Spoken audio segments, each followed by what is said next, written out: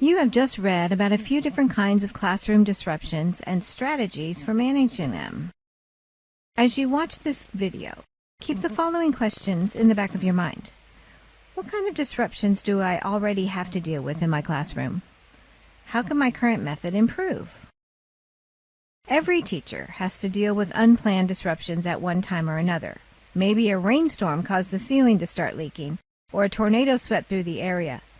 Maybe the school principal stopped by and took the class on an unplanned field trip. Or possibly another surprise visitor came to the school for a surprise assembly.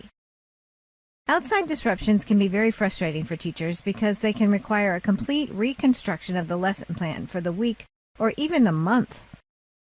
And then there are also classroom disruptions arising from the students themselves. When students are late or not paying attention or making a lot of loud noise that distracts their peers, these are all disruptions. Even trying to do something as simple as going to the bathroom can be a disruption, particularly if the student makes a lot of noise and interrupts the lesson to ask for permission to go. A disruption is anything that gets in the way of the class's normal flow and distracts the attention of students away from what they are learning. And while there's no way to stop all distractions in your classroom, you can minimize them and also make it easier for students to refocus and get back on track. The most important thing you can do is to make an effort to make sure your students understand your expectations when a classroom is disrupted. For a few days, pay attention to the kinds of things that disrupt your class. Whether it's a certain time of day, such as during the transition between recess and math, or a certain behavior, such as every time a student starts using paints during the art session. Make a note of these things. Once you have a strong idea about what causes these disruptions, set rules designed to stop the disruptive behavior before it starts. One example of a rule might be that students must line up quietly in the hallway after recess before they are allowed to come back inside, and then they must go immediately to their seats.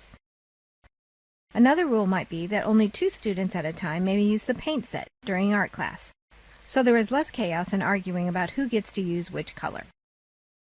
Find out what the root of the problem is, and then build your rules around that. The next point is to make sure students understand these rules. Display them clearly on the walls. Talk about them. Or to make sure you have student buy-in, you might even ask your students to set the rules themselves, as well as the consequences for breaking those rules.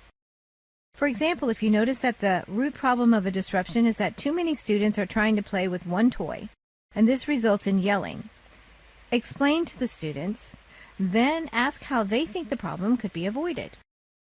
Guide the discussion toward a rule that the students set themselves.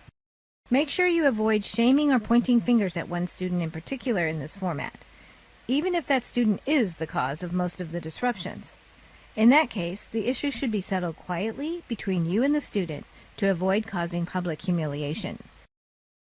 The third key point is to make sure students not only understand the rules, but that they are really internalizing them on a very deep level. Practice scenarios or situations that have the potential to be disruptive, and have the students practice following the rules. Try role-playing the scenario, or even switch roles with your students so that you are the cause of the disruption, and they must try to keep the class in order and focused on the material. Once you have implemented these rules, pay attention for a few days or weeks to see how they are impacting your classroom. It might be that they work perfectly and all of your disruptions go away. More likely, you will have to rework some of the rules or create new ones in order to address the changing nature of the disruption. Or it's possible that you did not correctly diagnose the root of the problem to begin with. Luckily, attempting to implement new rules and set expectations, even if they are incorrect, will likely help shed light on the true heart of the issue, giving you the opportunity to make things right. Let's review. In this lesson, you learned the 4 key steps to managing disruptions in your classroom. You learned that first you have to set clear expectations and rules for your students.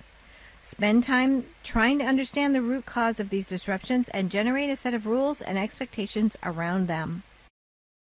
Then, make sure these expectations are clearly communicated to your students.